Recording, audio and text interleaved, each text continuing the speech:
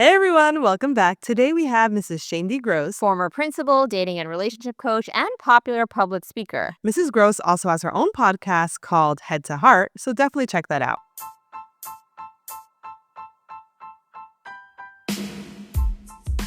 Welcome to the Mommy Life Squad podcast, where we talk about Everything women want to hear about, which may get controversial, but definitely inspirational, so stay tuned. Okay, everyone, so today we have Mrs. Rebbitzin, Shaindy Gross. We just found out that her husband is the Rub of the executive director of Yeshiva Gedola Los Angeles. It's like big news. I didn't know this. There's not that many yeshivas here in Los Angeles, so it's a big deal. Big deal. Okay, very nice.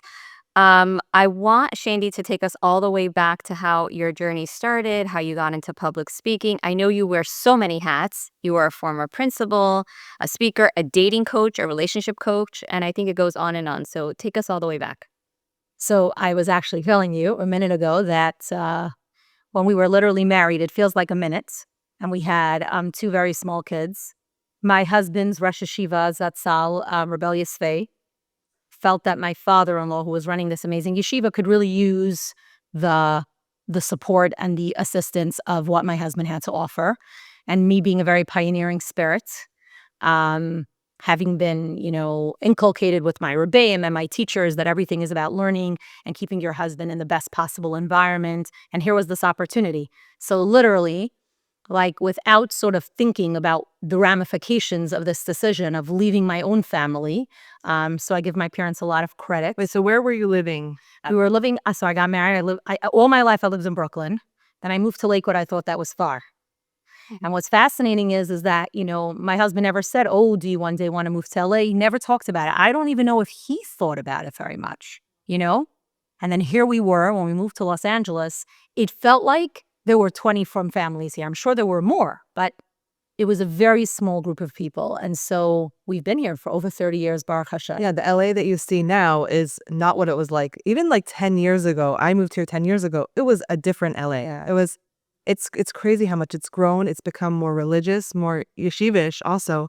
It's just changed. It's a changed LA. It gives me unending nachas, I have to say. Like, there's a tremendous pride every time I see a shul succeed, every time I see a Rav, have a voice, every time. And what's been very gratifying, which is also what should be what I should share with, your listeners, is that I've merited. I've been zocha to teach in so many different schools, right? So this means that all the students that I love, that I, Baruch Hashem, keep the relationships going, have many of them who wanted or are able to, or God led them here, they set up their families here. So every time I see they find a place, to call their own, so to speak, right? A Rav, a shul, a community, whatever, that also gives me a tremendous amount of, nachas. It's very gratifying. I think my nachas is Sukkot time when you see all the kids selling the lulav and esrog. That's like nachas. Like it kind of reminds you of Yerushalayim, like selling the lulav and esrog in the streets.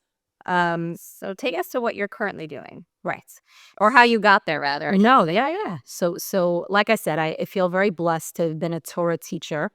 And so outside of my relationship with my spouse and my children, who really are my world, sometimes, students will say, Mrs. Gross, do you ever sleep? I actually sleep.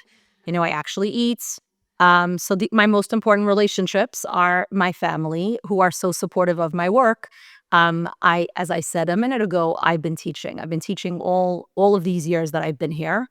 And as I was saying a second ago, it's all those relationships that I have with students, really, that sort of led me on this journey. So I began teaching when I was 19 years old. I don't know how many people do that today, but that's that. My dream was always to teach Torah.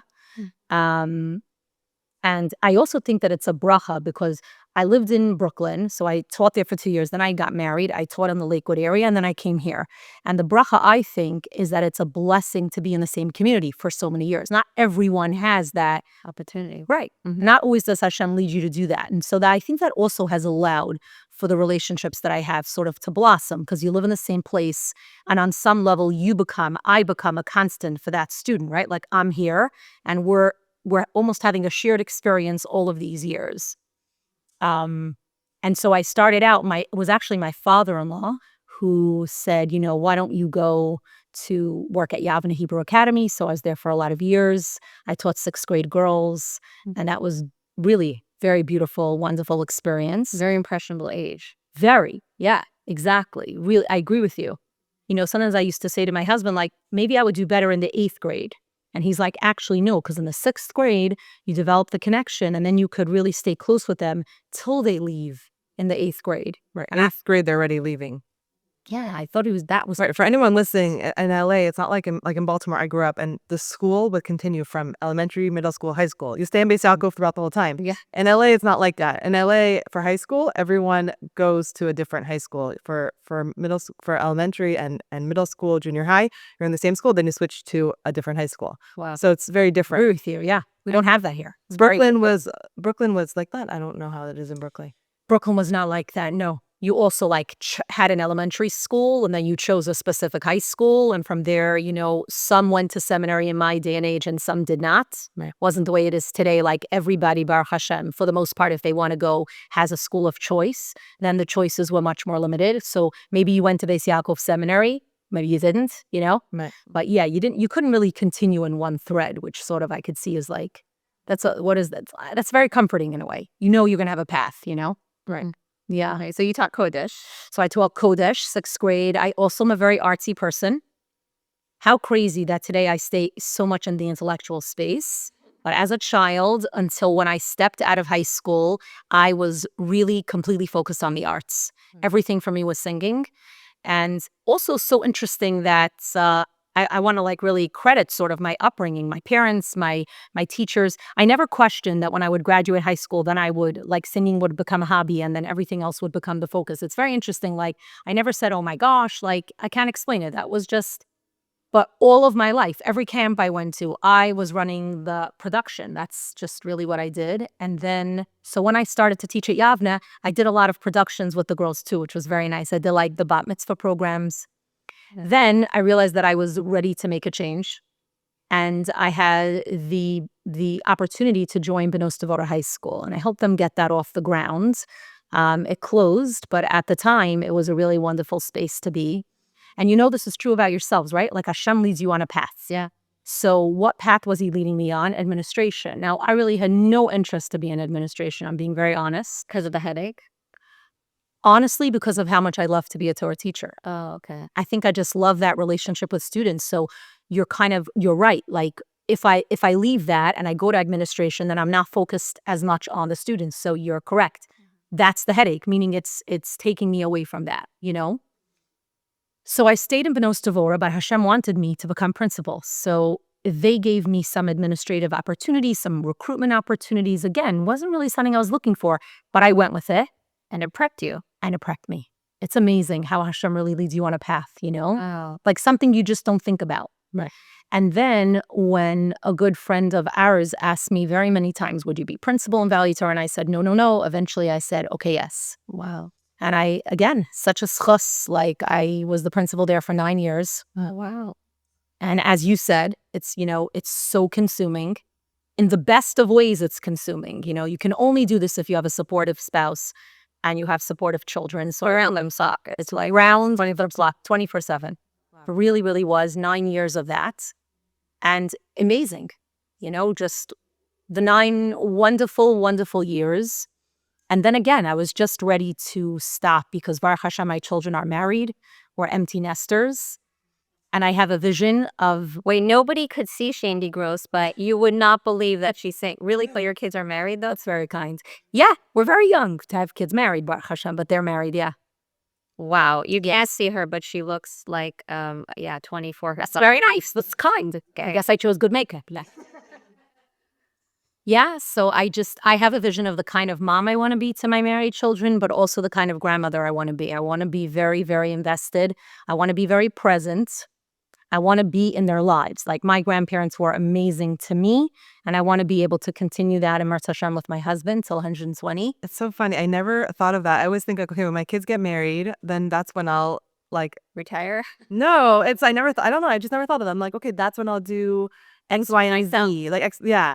But it's no, then there's your grandchildren and you want to be present for them and you want to be around for them. I think what you're saying is so powerful though, because I think we should do things for ourselves. So the way that I see what you're saying is that I have, Baruch Hashem, so much time for myself. In other words, right now I am living the dream that I want to live, which is I'm teaching Torah.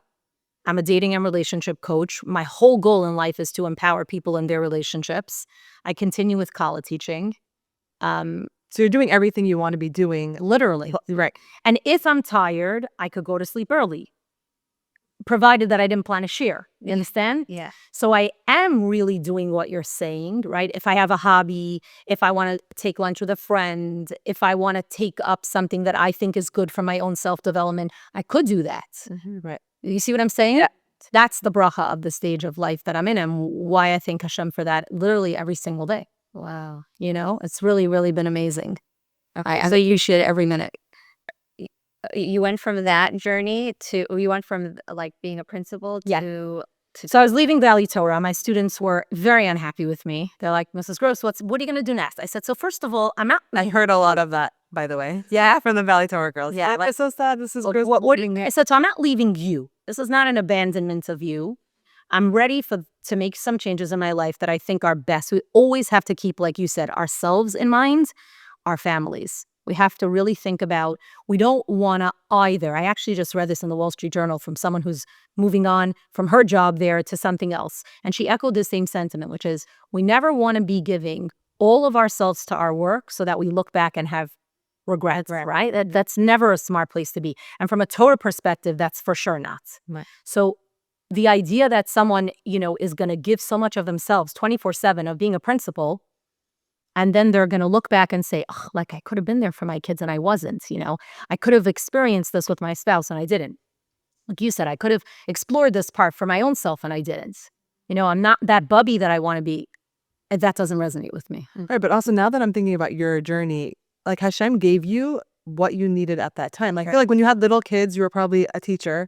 And then as they got older, they were probably teens or whatever. You were the principal of Valley Torah. And now, like, you know, now you're doing your own thing. And Right, like the this is perfect like time. your life mission, though. This is what you are feels like passionate about. I'm very passionate, yeah. And I feel like really, you know, when I did some research for a group of women who wanted me to speak about, you know, this next stage, one of the things that I found is that this is called a second mountain. And Baruch Hashem, because people live very long, we hope and pray, but Baruch Hashem, they are. Many people need a second mountain. So yes, I'm so fortunate that this is like my second mountain. But the best part is that I'm incorporating all the things that I'm passionate about with the relationships and the people that I love. So yes, I pivoted, but really I stayed in a similar space. I'm just doing it a little differently. Sure. You know? So you were asking me, and my students were really sad. They're like, where are you going? What are you going to do? So I said, don't worry. I'm going to stay connected to you. And really, I davened for clarity, and I decided to start a women's learning platform to give shiurim to women and girls close to high school. And what's nice about what we have available today is kind of what we're doing right now, right? We're using technology in a productive way. So Zoom allows me to give classes here and anywhere else. Right. I could record my classes, and that's how I have my archived shiurim are archived on a Spotify account. So that makes it also available. And of course, I could give shiurim in person. I also travel to the East Coast a lot, so I lecture on relationships there. So it really sort of all comes together where I'm doing this Tehillah, Torah education with Heart in LA, the classes that I'm doing. And then I'm also having a dating and relationship coaching practice, Head to Hearts. So Is this something you started yourself? I started myself, yeah. Okay. I know my students were like, what are you going to do? I'm like, I think this is what I'm going to do. Wow. So relationships part, is that like post-marriage, like after you're married? Is that what you mean? Exactly, yes. So it's like the dating throughout and then marriage also. Exactly. So it's both. So we're talking about the newlywed stage? Or It's the newlywed stage. And then a lot of times when I'm giving the shiur, a woman might say, you know what, I want to talk to you about my marriage. I want to talk to you about, you know, my own self. I want to talk to you about a struggle I'm having, you know, in something else. So yes, that's the relationship piece. Yeah, I do also lecture on relationships because a very big part of what I find today is young people are very frightened of the high divorce rate. I don't want them to be frightened, but I'm glad they're thinking about it. You know? I know a lot of single people. This is actually a conversation I hear a lot. Single people are very nervous. Like the girls who are in the dating world, they're very nervous of this high divorce rate. And they see it with their own friends. They saw their friends after 1 year, you know, getting divorced. And it's really hard for them to see that too. So making the commitment is probably also harder. Very hard, very scary. And so a lot of what I want to do is empower young people, but I really also want to empower people. I want to be able to show any couple, any woman, any man, anyone, what's the best in you, How did HaKadosh Baruch Hu create you? What do you have within you? That doesn't mean that we don't have things to correct or to change, but we have tremendous abilities, tchunos hanefesh, Like this morning, I was speaking to one particular newly married woman, and my goal is to show her what she has within herself. A lot of times when I ask a hard question, I'll get an answer like, I don't know, and I'll just gently say, I know you know. Like, take a minute, it's there. And the answer she gave me was phenomenal. But is it a self-confidence thing? Like, as it I think maybe so. with our, like, as goal as parents is also to instill in our children a lot more self-confidence. 100%, yes. And that's sort of why I wanted to share my thoughts today. I do think that a lot of what we're going to talk about today is going to be valuable as a parent, because I do think, and my husband echoes this sentiment all the time, as running Yeshiva Gedola, this is exactly what his concern is, and he always says it goes back to the parenting. So I think you're right. So one of the things I wanted to add and share is that the way that I try my best to live my life, when I look back, right, I see that self-development has always been something that has mattered tremendously to me. And then there are three parts of that, right? There's your bin adam lamakom, your relationship with Hashem. You want to develop your best self that way. Then there's your bin adam lachavero. You want to be a good friend. You want to be a good daughter, right? And ultimately, you want to be a very good spouse. And when you're zocha, you want to be a good parent. And then there's also bin adam la'atzmi, which is really what bin adam lachavero is, me and myself. Like, I want to understand myself. I want to see what my strengths are. I want to see, why do I get derailed? So this has always been a focus. And the biggest focus has been to look at all of this through a Torah lens. Have always been very animating to me. Always, always. Like a great book by John Gottman, happens to be Jewish himself, right? But how could you take that and look at that through a Torah lens? Love languages was something that I taught for years through a Torah lens.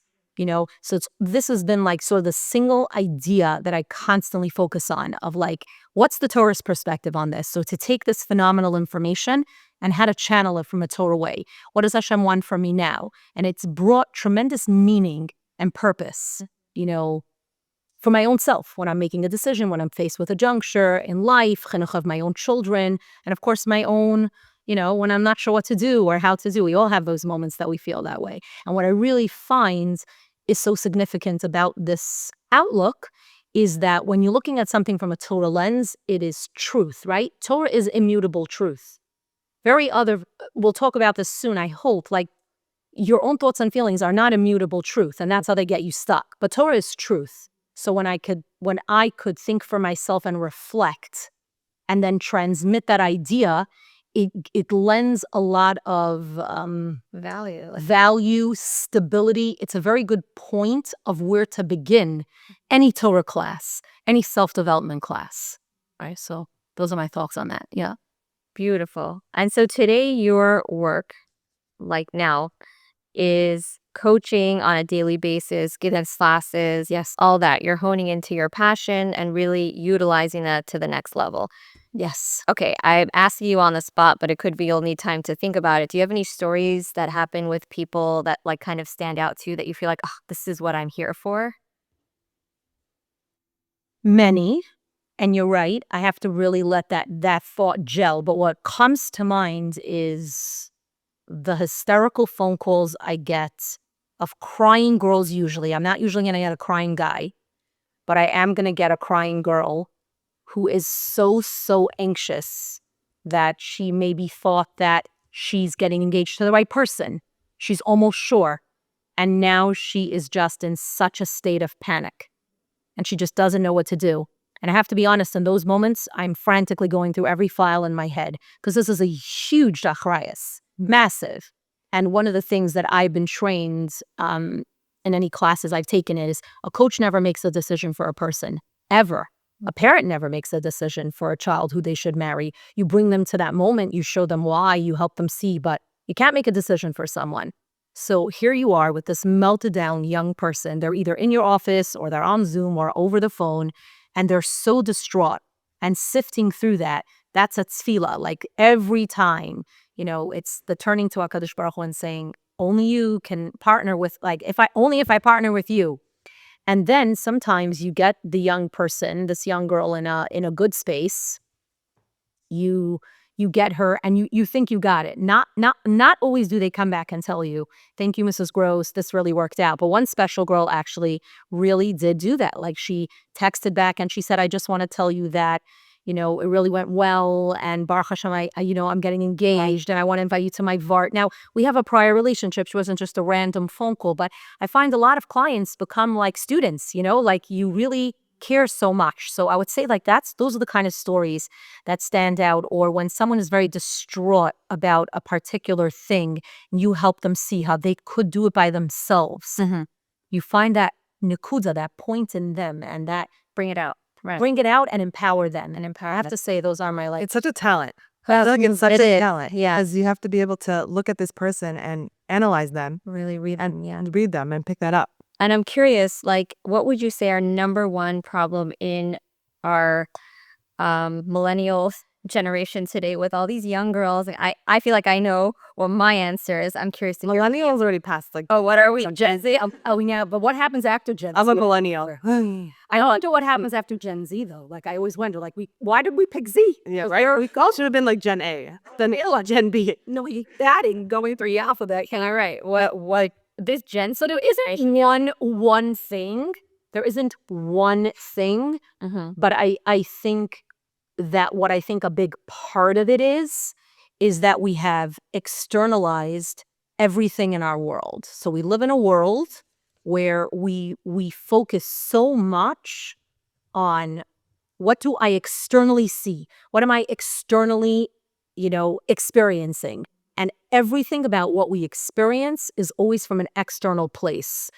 And so the Rambam says that if a person stayed in their room and never came out, and they pushed food maybe under the door, the Rambam didn't say this is me ad-libbing, right? We would still be affected by the world we live in. That's the reality, the Rambam says. You're affected by that. And now that we don't stay in our rooms and we do come out, we're affected by the world we live in. So the reason I want to say that is most likely your listeners, who are listening to this podcast have a smartphone or have some access to internet and social media. But I think it's important to know that even those who have no social media, who minimize their exposure, maybe they would say they're not on WhatsApp, etc., still have to face the hard and cold facts. Wow. That we are all, what the Ramban tells us, we are affected by the world we live in. And so in a world where everything is a visual and the emphasis of everything is on what we see, we cannot look away from the fact that so many people are making their decisions and so many people are intrinsically tying their values to something that's like an external or like a visual stimuli. And therefore, the idea of looking more deeply at something does not trend. And what's wrong with that? Right? Like what? So let's say you're like that. What's wrong with it is that you only get one dimension of something. Right. And the second part is that our Mefarshim teach us that you don't see the essence of that thing. I mean, it's very shallow when you're just focused on the exterior. So you're saying our generation now is heavily focused on visual stimuli. What do I see? What is this person wearing? What, everything is about, and it's more, right? It's tablescaping. Everything is the judgment of something, right? How someone would even want to be part of a chevra of friends. How someone would want to, a lot of it. And where does that really go to? It really goes to then everything is image-based. Think about that. The image of something is so unbelievably like in a very high level of importance for someone. And that's why in dating, it's become a nightmare. Right? I actually have young people sometimes, they're scared to admit it, but I'm so proud of them when they do, that their fear of dating a particular person is the image of this person. And you know what the worst part is? Even if they could live with how this person looks, if they marry this, if they get engaged, what will the picture look like when it's posted? I appreciate those young people are honest about that because they're the honest ones. Everybody else is not being as honest. So there's this little this is how much it starts to like really affect.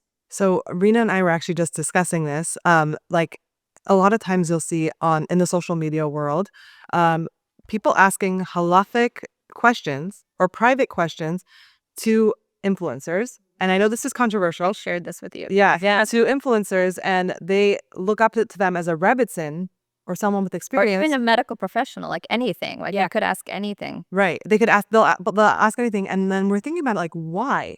Why do they feel like this person is so knowledgeable who's like, let's say she's a wig lady and she sells wigs, but they'll ask deep personal questions of things that are going on in their life. Like, It's like like shalom bias questions. Like, this is not like, is she like a marriage therapist that you're asking her in the public forum? But by the way, this has become the norm, and people are doing this more and more and just answering as if like they know. And these young girls, I mean, I don't think anyone like me and you are going to be like doing something like this, but the young girls who are very vulnerable, who are still like very People like me and you too. really Unfortunate, but this is the reality of it. And this is my personal opinion, and I feel like I want to hear your opinion of it. Sure. I think it's because when you see someone every day constantly posting their life, their everything, and how everything looks so perfect in this perfect world, and the perfect kids, and the perfect husband, and the perfect everything, you trust. you trust them, and it's like, I want that perfectness. How do I get it? Teach me. Oh my gosh. I love that. Yeah. I would not have thought of that. And I think you're so right. Yeah. I think that's a very strong reason why someone would turn to someone without even thinking, is this person an expert in the question that I'm asking them? So I think that's a genius point. And I think it goes back to what we said about the externalized world, meaning if I make my decisions by how something externally looks, so then I'm going to look at, we're going to pick. We're not chas v'shalom bashing sheitel, but sorry, my sheitel, right? She has a gorgeous sheitel. Her makeup is done well. She speaks nicely to people. She runs her business well. So because I decided that life choices go by external stimuli, I automatically sized her up as, like you said, the perfect person. So what I was going to say is that I think it's easier to ask someone like that. Takes a lot more courage to actually ask a Rav, find someone who's good at this particular thing. Takes much more vulnerability because that person's going to ask you real questions, not just going to give you a pat, feel-good answer. You're going to have to work a lot harder. And I'll tell you something else. Years ago in Bali Torah, I wanted to always, of course, help the girls with everything they're dealing with. And one of the things we wanted to do is, again, minimize social media, internet, experience, how you interface with the virtual world. Be careful. So we brought in an amazing social worker, and he taught us so many wonderful things. But this is the one that I think is the most relevant to what we're saying. He asked us, he had a conversation just with the staff. So principals, teachers. He said, what's the difference between the movies in the 50s and the 60s and the movies today? Everyone was thinking, and we didn't really come up with an answer. He said, in the 50s and the 60s, he said, the trending theme was family values. Everything was, good for you. No, because I like old videos. I'm very into right shows. Because those are wholesome and actually maybe interesting. Family values. And have a plot. Yeah. They actually have a story to tell, right? He said, today, what trends is fame. To be famous. And here were his words that I thought were the smartest of what he said. He said, don't make the mistake and say, oh, it's only for the secular. He said, I'll show you how many from men and women are famous today. Are fighting for fame. Either fighting or actually are. And they're posting, he says, and their message is great. Their message is they're not doing anything wrong. He said, but objectively, they're famous. He said, so your students are vying for that. And if you don't understand that that's what they're trying, and now you know, right? That also is part of it. So it's like we don't realize how much, like you said, look at people, think they're perfect, therefore, but we also, in a certain way, this social media engagement, partly is because young people don't think there's any other way to engage. They don't know any other way. They don't know how to. When I speak to a student, I used to, now I got smarter, and I say, I'll say, call so-and-so and tell them. And they'll be like, I did. I learned that means they texted. Took me a lot of tries to realize they don't even know that there's such a thing. Wow. You understand? So that's why I would say it's not even text anymore. It's Snap. Like, what's Snap? They don't even text. Like, that's not even, it's Snapchat. It's like, that's the next thing. It's a video? Like, I don't check my WhatsApp messages. I just check my Snap. So, like, that's the only way we'll communicate. Isn't Snapchat the, like, cartoon thing? I'm so confused. Or is it, like, the one that you... It's video. It's video conversations. Yeah. That's so fun. So not even voice noting anymore, not even texting, but that. That's yeah. And I do think that, again, it doesn't completely speak to your question, meaning why would someone turn to someone who cannot help them? But I do think the idea of being somewhat exhibitionist, like sharing everything you eat and everything you say and everything, that's our external culture. And people don't worry as much. This is another piece maybe. Why would I share this with my sheitel macher? Why would I share? We're not thinking enough about how much of myself am I exposing. We're not recognizing that this desire we become desensitized to what happens when you share your internal world, like you said, a halacha shaila, a question about a spouse. Those are very important questions. Those are personal questions. Sometimes even a dilemma or a situation you're having with a child.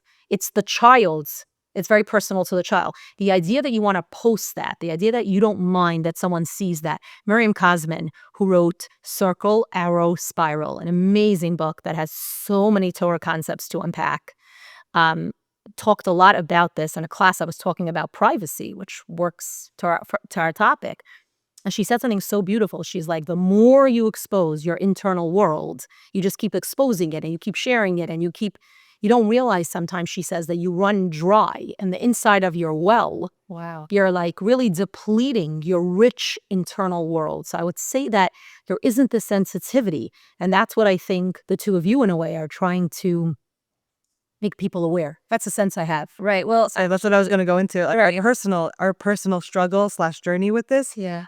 is that Rena and I have this social media platform, and we're not necessarily so pro.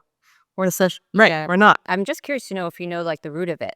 Why are we oversharing? Are we oversharing because everyone else is oversharing, or are we oversharing? That's part of it, and part of what this social worker said, that it trends to be famous. So therefore, how will I get there? In other words, to be noted is not to live in a private world. Understand? The concept of privacy and all the benefits it brings you means you won't be noticed sometimes. You're going to do something great or have a great thought or make a great dinner or be a great mother and maybe most importantly, be a really incredibly thoughtful wife. And no one is going to know, just you and Hashem. And if you don't build a rich internal world and you don't have a true understanding of what privacy brings you, that's why I think the best translation of tznius is privacy. When we do modesty and dignity, we start to think, oh, it's our clothing, or oh, it's a piece of it, but a tiny piece. Really, it's more. So that's why I think it's happening so much. But I do agree with you that if everyone is doing it, everybody else just thinks, okay, It's the norm. But it's also, think about it. Let's say I set up my table beautiful for Shabbat. Beautiful. Gorgeous. I made it like flowers and everything like that. And then I don't post it. Okay. No one gets to enjoy my beautiful creation. And then when I go and I post it, what's happening? I'm getting likes. I'm getting comments. Where did you get that from? What did you do? How did you do that? I want to do that. So it's positively reinforcing yourself. It's for you. It's free. Yeah. It's for you. But then some people will argue and say, what do you mean? I'm helping other people to express their creativity on their tablescape. And that's why I'm doing it. But really, is that why you're doing it? Right. And I think, by the way, going back to what Tikko was saying, this is our challenge because we're faceless on social media. And we chose to be faceless because we wanted to honor this like tznius and privacy feeling that we have. But at the same time, it's been such a struggle because we're so boring compared to all the other accounts out there that are showing their fabulous lifestyles. But also it's a struggle because we're like, are we oversharing? We have to be careful whenever we post something, is that like we always think about this, like we don't want Are we causing anxiety? Right. Are we causing anxiety if we show a set table for Pesach? Like we speak about this a lot. Like, Yeah. are we causing anxiety? Because what we post affects a lot of people. But that's why we try. I love how we're hashing this out with you. Yeah. But that's why we try to send like links ahead of time. So if you really want this table, we're not showing up because some people just show off and then close their screen. And there was no point of that. But we're actually trying to guide you and help. Like we got good deals on this tablecloth. Go ahead and sit with our coupon code or whatever. So, but it is a very, very... I'll tell you what I think, that Hashem did give us eyes to see. He gave us a world of aesthetic beauty, and he gave dimension to everything that is beautiful. There are beautiful people. There are gorgeous animals. There are stunning plants. And then there are gorgeous tablecloths, and right? And Hashem made a world of beauty. He made creativity be an option. Look at what's able to be done with technology. And he put the concept of pleasure into the world, and he wants us to have that. He wants us to have beauty, wants us to have pleasure. He wants us to be able to enjoy a visually beautiful thing. So as you mentioned, tablescape, and as I just mentioned, people, beautiful homes, the joy of putting together that great outfit, whether you like to pay top dollar or you like to find it as like a real bargain price, right? We could go on and on, but Hashem made a beautiful world. So our job is to take everything that is external and beautiful and remember that there's another dimension to it. So we get to choose every day of our lives if we're going to keep things on surface level, right? We're not going to evaluate. We're just going to take things at surface level. Every incident in our life, every interaction with another person, every experience that happens to us, right? We decide if we stay in that external shallow place, right? So let's say we're watching, the two of you, and we see a beautiful tablescape that you made. So someone like me might look at that and say, oh, wow, that's very nice. I don't think I'm going to do that this year. You understand? And so I look at you, I admire your work, and I move on. Or I look at what you posted, I'm like, what a good idea. I never even thought of doing that at the Seder table. And I take your link. It's about how you choose to use the world of anything that you're in. If it's about comparison to the two of you, that's its own problem. But if it's about using what you're sharing with the world, and I like what you said, how much do you share? I think you always have to have, a boundary to something. So that's something I think that builds on what you were saying is like the not oversharing. That shows that like, well, from our perspective, that we're just trying to help. Like, And also that you have a boundary. right. You have a boundary. This is the boundary. This is the line you don't cross. These are the things you don't share on your podcast. These are the things you would not post. There's our own like our own private session here, therapy session. Yeah. But it is No, it's resonating correct. what I'm saying? Yeah, Yes, it is, right? But And this this is, you mentioned something that like if someone will see something and just like be like, okay, this is not for me, it doesn't affect me. Can you really say that something will never affect a visual thing? I understand some people will affect more than Don't others. take it in. People tell me all the time, I heard the shir and I was so distraught. How could this be? So I sometimes say to people, Shivim panim la Torah. Why do you have to listen to the speech? Wow. You don't like this speech? Is this your Das Torah? So you don't like this speech? Click. Uh-huh. You went somewhere and you heard. Before I start speaking to a new audience that doesn't know me, this is one of the first things that I say. Thank you for having me. I appreciate being here. And remember that I am not Hashem. I am one lady with a message. Everything that I say is not cut and paste. If I say something and it doesn't apply to your life, move on from my lecture. Pretend I never came here. And if I say something that stirs you up and makes you aggravated, so then get guidance on that. Maybe reach out to me afterwards. Maybe I didn't say it in the right way. But definitely, so if that's true, then it's true about everything. Even visual? I think so. I mean, listen, if something is, God forbid, Rahman al-Islam, very disturbing, that's something else. It's hard to forget. But do you visually, truly take in everything you see every day? Like, I thought that's what it was. I thought that it affects you, just like you said, the Rambam says if you stayed in your room. in theory, if you see the same thing over and over. But if you see a post or if you see, do you really have to take it in such a I think it takes a lot of willpower. Yeah, and I think it takes a lot of willpower not to let it. Like if I see a gorgeous new wig, yeah, it takes a lot of self-power. That's what you're saying. Or like a new outfit or whatever it is, like the superficial stuff, because everything is superficial. But subconsciously, I think it affects you. Let's say you're looking at someone who is, let's say, a size 0, and you're constantly staring at the same thing, and it gets to you like, oh my gosh, maybe I need to lose a few pounds. Maybe I need, like, it gets to you subconsciously, even though before you would have thought you look great. I think it takes a lot of willpower. It does take a lot of like throw something out the back door. You're 100% right. So maybe that segues into the next thing we wanted to maybe share today, right? So what we're saying is you're 100% right, both of you. I do think it really affects you. So what do you do? What do you do when you live in a world where everything is visually stimulated? So the simplest way is willpower. Really limit what you watch and what you see. Limit. Be aware that you have the power much more than you think you do, which accounts you're going to go on, what you're going to let yourself see. But ultimately, you're 100% right.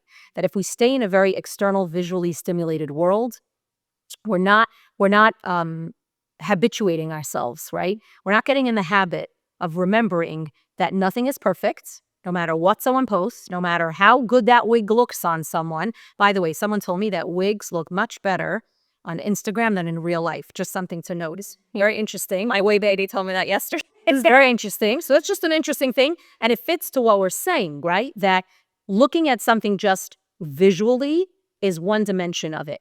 But the essence of something is missed if you don't take a deeper look. Mm-hmm. Every single thing, every object, for example, a sheitel, such an easy thing to talk about. It's how it wears and how it washes, how long it lasts, how well it holds your set. So you look at that gorgeous sweat and you're like, oh, I wish I could have that. You might not want it if you owned it. So there we go with the essence of that. So the essence of something is the roots of a tree, right? And so if the roots of the tree died, no matter how lush and green the leaves or the flowers would be, ultimately they wouldn't last because it's not rooted. So the essence of every single life experience is really the most essential part of it. And maybe that's what you're trying to share with your listeners, which is let's use social media and let's use our time and let's be more specific and intentional with what we expose ourselves to, because you make such a good point that we're going It's to like something that I think we've spoken about before is that when there's an account that you're following, we're not saying get rid of social media because it's not a practical. It's not practical. It's not a practical thing to just like get rid of it, right? So we've spoke about this before. As one thing you could do is just first of all not even have it on your phone, have a separate device. But another thing is just like who are you following? Are these people that are real like role models? Could they really, are they positively affecting your life? Or is it correct? Is it affecting you in a way that subconsciously that may not make you feel so good? And people are not even aware of what you're saying. Like people are just like, oh, I don't know. People are not aware of this idea that you could decide, I will follow this person, I won't follow this person. I'm an individual, and what works for my friend doesn't work for me. Is she really giving me value? That's what. Right. And my friend loves her. So for my friend, she's not stirred up and triggered in the way that I am. She's visually moved. My friend is visually moved in a different kind of way than I am. Because I think you make an amazing point that no matter what, we are going to be affected by what we see. So we better, and by what we hear, because that's the world Hashem put us in. So we have to be intentional about that. So that leads me to sort of the next thing I wanted to share, which is the concept of self and the fact that each one is a neshama. And it brings me to, as you said, we cannot get rid of social media. It's here to stay. We wish maybe we could, but probably not going to happen. So what can we do? So one is we could make choices. What would help us make better choices? And so something that I spend a lot of time teaching and thinking about and trying to practice is the idea of menuchas hanefesh, right? Menuchat hanefesh, serenity, calm thinking, and pizur hanefesh, the opposite of that, the fragmentation. And what leads to that fragmentation? So the more we realize that every single person that I am watching, the sheitelmacher, the influencer, whoever it is that I'm so taken with, they're so pretty, they so have it together, their home is so great, their family is what I want. The more I look at every person I see, and I realize that they're a soul within a body, and every person really has a rich, nuanced internal world, and I seek that in the people around me, I'll start to probably recognize those interactions. I'll start to think more carefully, like even about a tablecloth that you guys would post, right? If I recognize that, is this a tablecloth for me? You know, do I like, you know, they're posting something that's more plastic. Do I like that? Or do I becoming more aware that things have a deeper connotation to them, and not everything that trends around you is right for you, best for you. And I was thinking, you know, some of your listeners are going to listen to this idea. They can be like, you know what, this lady's too deep. Like, this is too far. Like, I like to keep things lighter, you know.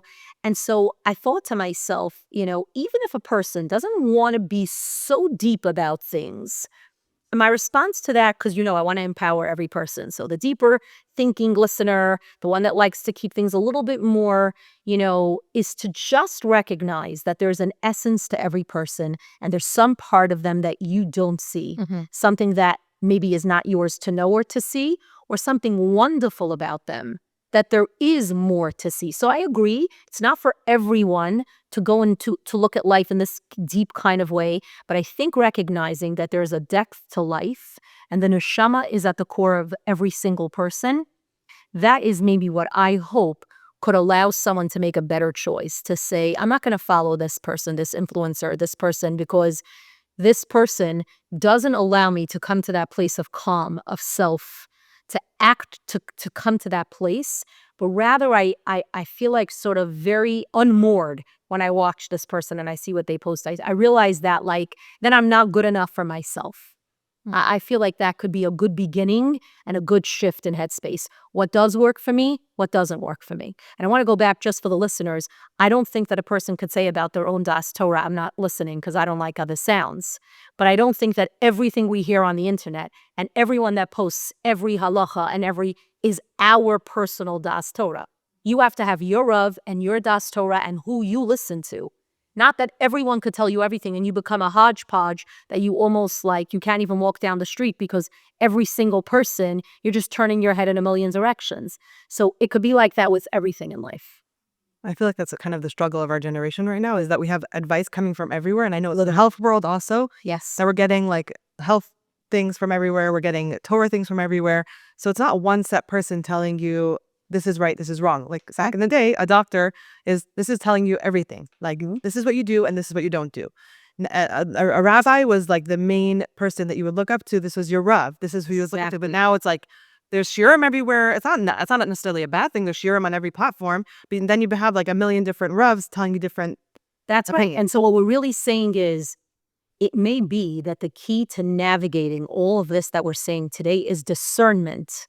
And how do you become a discerning person? When you realize that you can make choices to not feel like you are stuck. So I'll talk a little bit more about this. How did I get into Menuchas HaNefesh, Pizar HaNefesh work? I had the pleasure of speaking with Rabbi Shai Ostroff, who's a therapist in the Five Towns, and he shared his concepts with me. And I said, this is very fascinating. And he gave me his work and his material, and I developed it into a curriculum. So for many years, I was talking about the love languages, as I told you earlier. And I was using that with young students when I was in high school. I was teaching that in 12th grade, and I was getting them ready to understand themselves and eventually relationships that they would be in, as they stepped out into the rest of their lives. And it was a very compelling class. It was popular. I enjoyed it. The students really enjoyed it. And, it was a great way. It was a great foundational way to understand yourself and understand others. But then Menuchas HaNefesh and Pizar HaNefesh is that next level of understanding yourself, because love languages really is predicated on the idea of how do I need to be loved that I will thrive? How does the person I'm with need to be loved that they will thrive? Very important stuff, right? But Menuchas HaNefesh, this Menucha principle that he developed based on Torah sources, right, is really understanding that when you're feeling like, I just don't know. Like, what would then it's really somewhat in a state of Pizar HaNefesh. Now, remember, there are levels to this, right? There's overwhelmed that you feel like you just have to sit down. And then there's, as you said, everything is being thrown at you and you don't know what to pick. And that's when we have to be discerning. How do we do that? By knowing that we have it within us to be discerning. There is a neshama, there is a place of calm. Center yourself. Being an adult means that Pizar HaNefesh is a way of life. There's always what you said. Someone's going to pull you. Someone's going to take you. Someone's going to derail you. We're always standing at a crossroads of a decision. Do I want to make a decision that pulls me closer to a place of calm, serenity, discernment? I could pick and I could choose. Or do I want to stay in this place like I don't really have a choice? Have to be honest with you. A lot of times people say, just this morning, someone said, do you work with such a type of client? And I said, the type of client I work with? The client that wants to work with me. Right? The client that everything that I say, no, I can't. You're saying the one that's motivated. Yeah, the one that's motivated. I had like a young man work with me and I was really trying to help him sort of open himself up. I thought maybe part of his dating struggle was being in a fixed mindset. And anytime I would make a suggestion that he didn't like, he'd be like, well, this Rosh Yeshiva says, and I'd be like, right. So that's a mantra that you live by. And once the Rosh Yeshiva said it, it's immutable truth to you. That's it. Now we can't. In other words, a lot of people do that. You're presenting ideas and thoughts to them. So the same with listeners, the same with anybody, right? You could just say, well, it's here to stay. There's nothing I could do. These things are being thrown at me and that. Or I could say, wait, this is a really important conversation. I, in theory, agree with it. So what am I going to do? Do I recognize that I have Pizar in my nefesh? I have Pizar nefesh in my life because of this? I do. So that part is true. How am I going to think about this in a little bit of a different way? That's what I would think could be a valuable takeaway from our conversation today. Wow. Does that make sense? You gave us some tools. I love these tools that we can use. Like you could really, right? It's a tangible way. Right. Rebbetzin Heller says that every person is on a journey of life and self-discovery. So you're first year human being, then you're Jewish, you're born as a Jew. Or if you convert, you're a woman, you're an individual, right? And these are very significant roles that you play, and they affect the journey to self. And our job on this world, from when we're old enough to recognize this idea, is to understand ourselves and actualize the specific things, the journey Hashem wants for us. And then I thought, in addition, we wear so many other hats. We're daughters to two parents, by the way, right? Like you have a different relationship with each parent. We're somebody's friend. I hope that, you and your listeners have friends. I think it's so important for women to have friends, just putting that out there. You're a colleague. The two of you are colleagues in addition to being friends. You're a professional, and the list goes on. And because women wear so many hats and find themselves in so many roles, that is also why they struggle to maintain menuchat hanefesh and why they struggle specifically with fragmentation. Less than men do? I wonder, I didn't explore that, so I don't want to make it sound like I crunched the data on that. I'm a big data person. I don't want to say that I did that. But it helps me understand why a woman would feel that more. It also then is more in America than I think so. I think so. Also, the Gemara says, Nashim daitim kalos, right? That women are, I don't even know how the Gemara translates that, but that women could be like flighty. And we all know that that's not what the Gemara said. So what did the Gemara mean? There's a lot of different explanations. And one of them is that women can be in many different places in their head at once. Yeah. A man, you ever heard the expression, a man cannot do more than, he cannot do two things at a time? Okay, so that's part of it. That's why, my mother used to sometimes say, a man cannot chew gum and walk at the same time. Of course they could, but that was so in other words, why is it that women could? Because of this idea. So I'm taking this positive thing that women can do, right? How Hashem designed them, and I'm showing how it could create that fragmentation. If you're going to hold too many things in your head at once, and if you're not going to realize that you could be schlepped in a million directions, you could be pulled, so you could struggle more with menuchat hanefesh and feel a tremendous amount of fragmentation. Women also, I think, focus very much on their relationships. Yeah. They take them very, very seriously, which I think is amazing. But women are also more like, we just spoke about this. No, in a different podcast. No. Just between me and you. And What are we saying? I don't know about how it was about I don't know how to say this in a vague way. Okay. But how, let's say between our husbands don't care as much. Let's say they're working with friends. They're working with friends, and then they don't take it to heart as much. That's right. When they're working versus friend relationship. That doesn't fit. Yes, see that? Yeah, okay, whatever. I don't know how to say it in a vague way. No, I just... So, yes, I still remember. Yeah, men are just more upfront about certain things that women are more sensitive to. That's right. By nature, women are just more sensitive. Men are very factual. Okay, right. 100%. Right. You're absolutely right. And this is the beauty of women, and men are created how Hashem created them to be. In other words, they're not doing something wrong because they're more factual, more upfront. This is the yin and the yang between a man and a woman that is so valuable to the relationship, right? But women being so focused on their relationships, they could feel very fragmented. They could feel very overwhelmed. They could feel, as you said, very upset about how something is going or if it isn't going right. Women also are much more likely to be perfectionists. Mm-hmm. That's right. Much more than men. They're going to be perfectionists. And part of this is because women are created by Hashem to be builders of souls. Women are nurturers. So if you think about how you build your children, as a teacher, how do you build your students? How do you build anyone, right? And you nurture them. One of the things you don't even think about it, right? Your eye is drawn to what the lack is. What's missing here? Right? So in the morning, when everyone is getting dressed, your eye is drawn to that. These two kids, their morning routine is great. These three kids, their morning routine is terrible. So what does your mind do? Goes to the lack. What do I have to fix in them? What do I have to change in them? What do they have to do? And that's how you build them, right? But what really happens, the downside to this ability is that it schleps women, it leads them much more into negativity. Like being more critical. Much more critical. And we're also self-critical. For sure. Because we see the lack in ourselves the most, right?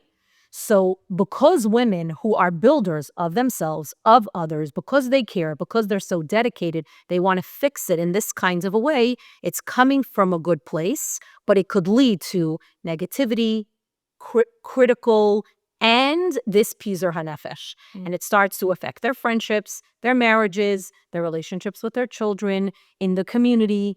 But HaKadosh Baruch Hu, always, if you stop and think about it, Yiddishkeit is all about holding two opposing ideas at once. Think about it. It's pretty amazing. Hashem made us women be more critical, have a more critical eye, and he still challenges us to not let perfect be the evil of the good. That's a big thing that HaKadosh Baruch Hu expects it of us, and the fact that he expects it means we could. We could find a better balance.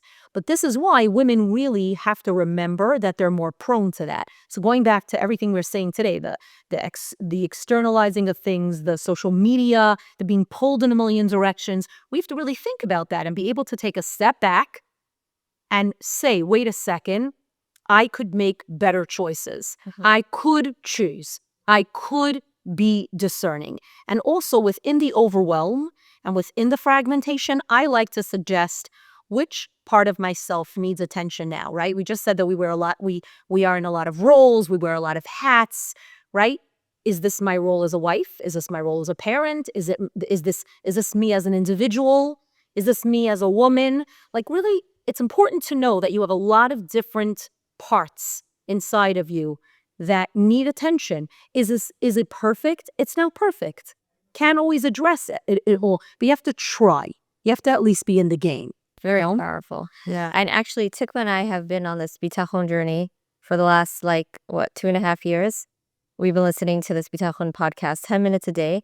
And I feel like I'm speaking for myself here, but I feel like my life has changed in so many ways because besides for this work that we have for ourselves and this Pizur HaNefesh generation that we have, Yes. it's like my connection with Hashem is on a whole new level because I'm constantly thinking what Hashem would want, or if Hashem sees me do this or say this or act like this. And I don't think I was like this prior to this bitachon journey because I would always think like, oh, fine, I have to do the right thing. I have to, dress nice because it's the right thing. But like, if you're connected with Hashem on an hourly basis, thinking of what he needs and what he wants from what he expects from us, and knowing that I just heard a shir on I didn't know. I still don't understand the concept of bechira. Well, I was about to talk about that. I'm so curious because there's the bechira, but then Hashem knows what the outcome will be. So, and I don't know that I'm going to address, but I want to say what's powerful about what you said. Bitachon is actualizing the idea of menuchat hanefesh. You understand? Pizur hanefesh is the opposite of menuchat hanefesh. Yes. Right? And bitachon says, I can find my centered place of self inside of me. I am an Hashem. I am a holy, pure soul. Kadosh Baruch Hu created me with a purpose. Right now, I'm feeling very fragmented. Whatever I'm feeling overwhelmed. I'm comparing myself to someone else. I feel like I'm not good enough. Whatever we women experience, the list is long. Yeah? And now I recognize that if I believe that HaKadosh Baruch Hu has a purpose for me, and he put me on this world, and I have a path, bitachon is, that's how I come to menucha. You understand? It's comforting. That's the journey to menuchat hanefesh. That's how I love what you're saying and what you're expressing, Right. And that's actually what he says every single day. He's like, it's menuchas hanefesh. The bitachon is calm, right, peace of mind, and tranquility. He said those 3 words every single time. Right. And it's very hard to achieve. We don't want your listeners to be hearing this and to make it seem like, this is how I was going to close, but it's definitely something I should say right now. It's not like I'm always living in a perfect state of menuchat hanefesh. And I'll tell you something else. Menuchat hanefesh and pizur hanefesh is not like the person who's yelling and screaming has, pizur hanefesh and everybody else. Pizur hanefesh could be inside of you. Yeah. Once you start to see this, you start to see how much severe insecurity is pizur hanefesh, right? Sometimes when you're with someone, you're like, why do I have this funny feeling around them? It could be their insecurity, their own severe awkwardness, their lack of self-worth. That's deep-rooted pizur hanefesh. That, you know what I'm saying? Again, once we start to see that everyone is a soul, we'll see this a little better. And another piece I want to add is that a big source of fragmentation is the frenetic pace that we live in. This is something that we live in a tremendously frenetic pace. Sometimes I wish I lived in a farm somewhere. And not have to get do carpool and I don't know, just constantly it's day after day, the constant okay, get dressed, let's go, come on, this homework. Yeah. There's no time. Yeah. Right. There's no time. So when we started today, and Teachers, we don't need homework. Right. We started today, and I was telling you how grateful I am to be able to, one of the things I'm the most grateful about this time of my life is that I could slow down. And when I need to access a place of calm inside of me, I actually have a minute to do so. One of the hardest things about being a principal was how hard it was to maintain that sense of self. But it does not trend in our world to take a moment. That's not what's being promoted. Yeah. The idea is every minute be productive. Yeah. And if you aren't, there's something wrong with you. So this is a very big part of the Pizur HaNefesh and the lack of Menuchat HaNefesh. Yeah. I just like the routine. It's like the constant, like, we have to follow a rule or else I don't know what's going to happen. Like, for example, my son woke up in the middle of the night the other night, 12 a.m. or whatever, 1 a.m. And he was just like awake. And I'm like, normally I think I would have just been like overwhelmed. Like, we have to get him back to sleep. We have to get him back to sleep. And then I just like brought him downstairs. I chilled with him. It was so nice to just like not have that pressure to put him back to sleep. Like Even though, surrender and say, but kind of like enjoy it. yeah. It's such a And cute. by the way, this is a form of the bitachon. Yeah, you were told exactly. Yeah. Surrender, right? Surrender. I love what you said. Yeah. Be in the moment. Don't live in a fixed mindset. Now, your listeners could be like, okay, these ladies don't make any sense because now it's 12 a.m. and I'm exhausted and I'm so tired and now I barely slept. They're not wrong. We don't want our babies to be doing this. No, we don't. That was But it's a the one-time idea that we could remember that this moment with your baby is so precious. Right. You know? Like you said, surrender. Not everything has to be a certain way. Slow down sometimes. So that's not also give up. Give up and surrender are very different. I love that. Because I got to the point that I'm like, okay, just giving up on chinuch, giving up on this. I'm like, okay, just surrender. But then you get the backlash of that. So it's not giving up, but it's like. So that's exactly what the journey is. The journey of bitachon is to do your hishtadlus as much as you see is the norm. By the way, there is a norm. And then past that norm, it's like you're pushing yourself and you're telling Hashem, I'm in control. It's not you. I can ask another doctor. I can ask another teacher. No, you tried, you did what you could, and then you leave it all up to Hashem, which is what we hear in our Beis Yaakov classes. I mean, that's what all the time. So do you really internalize it? Right. And this is how you internalize it. Your Beis Yaakov education lays the foundation for you, or any one of your listeners, wherever they got their Torah education.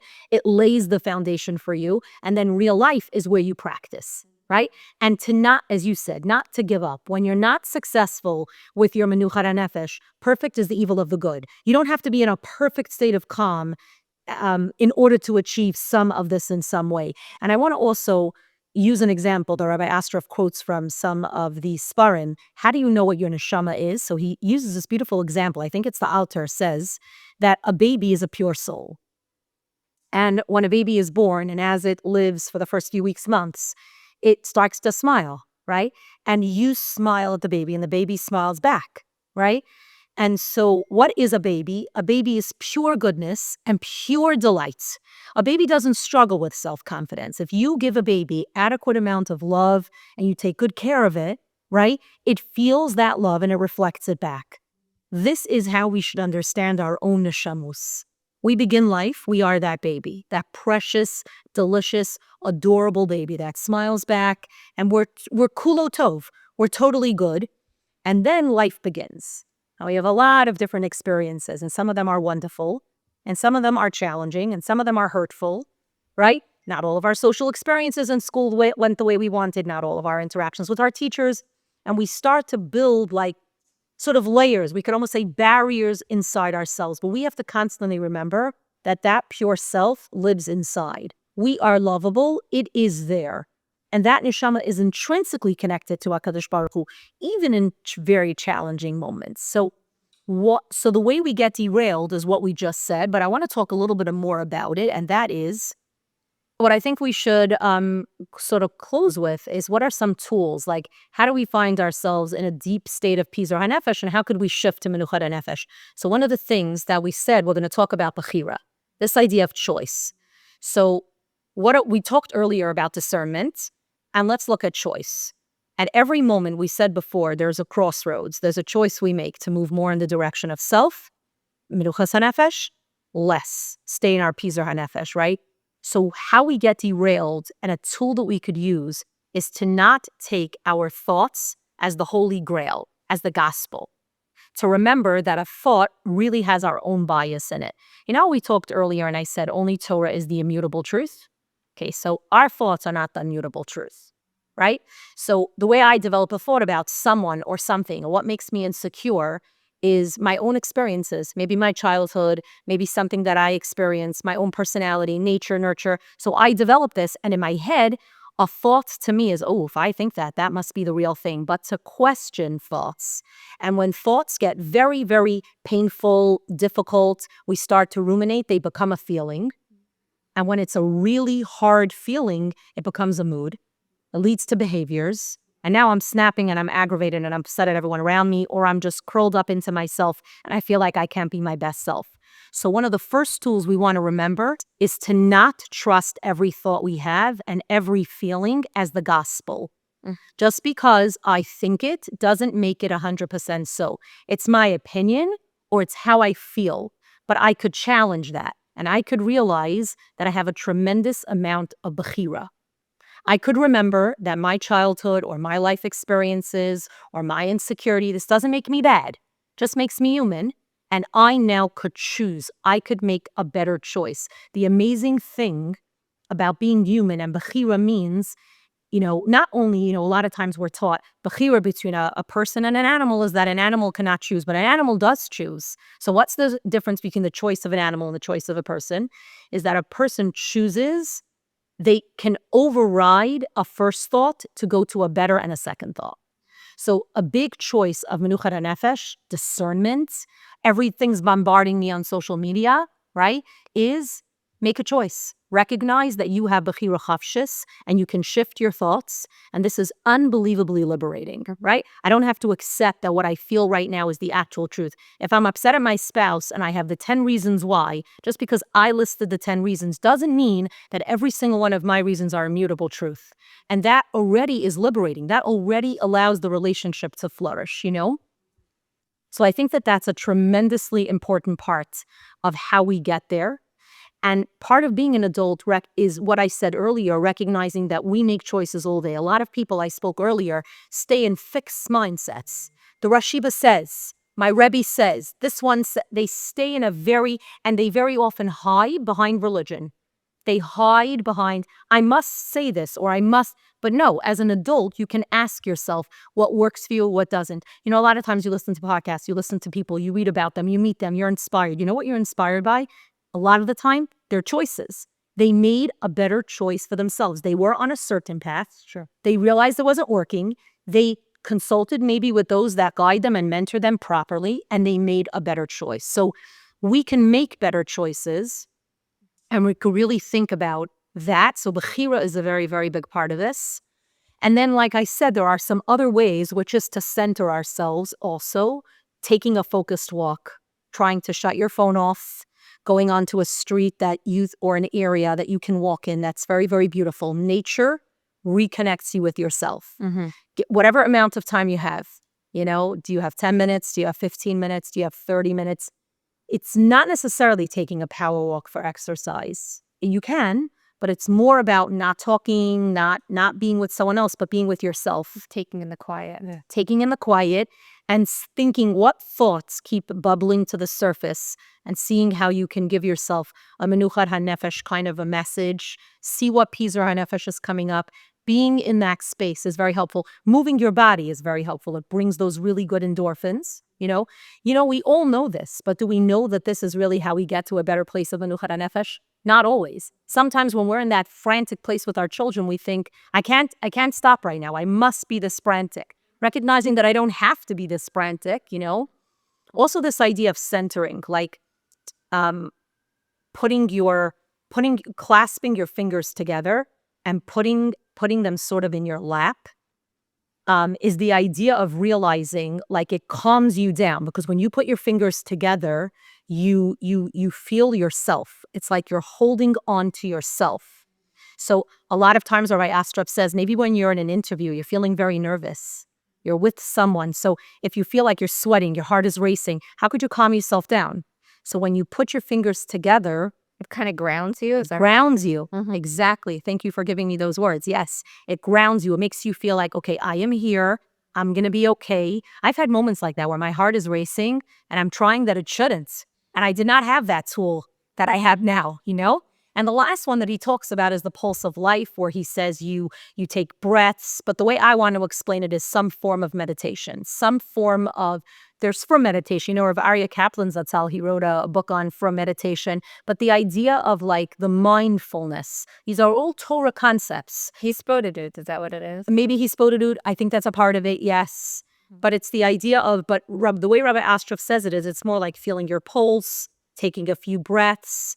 It comes back to this centered groundedness. And I think the most important part is, again, if you think about it, it all goes back to that place of bechira, that place of choice. Do I want to be fragmented in Pizar Nefesh? Or do I know that there is a better way? And I want to try to find my way out of this hole. And if I do, with the help of Hashem, we will get there. If it's a matter of ratzon. Yes. Ein davar ha'omed b'fnei haratzon, right? There's nothing that stands in the... Wow. Thank you so much for joining us today. Really. For having me. And just all powerful. I'm so impressed with both of you. Very. A wealth of knowledge. If our audience wants to find your podcast, how do they do so? So the one on relationships is called Head to Heart, and it's on Spotify right now. Oh, it is on Spotify. Okay. Head to Heart. Head to Heart. I have a WhatsApp on relationships, so I can share the link to that as well. Yeah, we're going to include all the links in the description, so you could find the link to her podcast. Yes. And the WhatsApp is also called Head to Heart, so that makes it easy. Amazing. Yes. Thank you so much. Thank you for having me. It was really a pleasure to be here. Thanks for tuning in to our Mommy Life Squad podcast. And stay tuned for the next episode.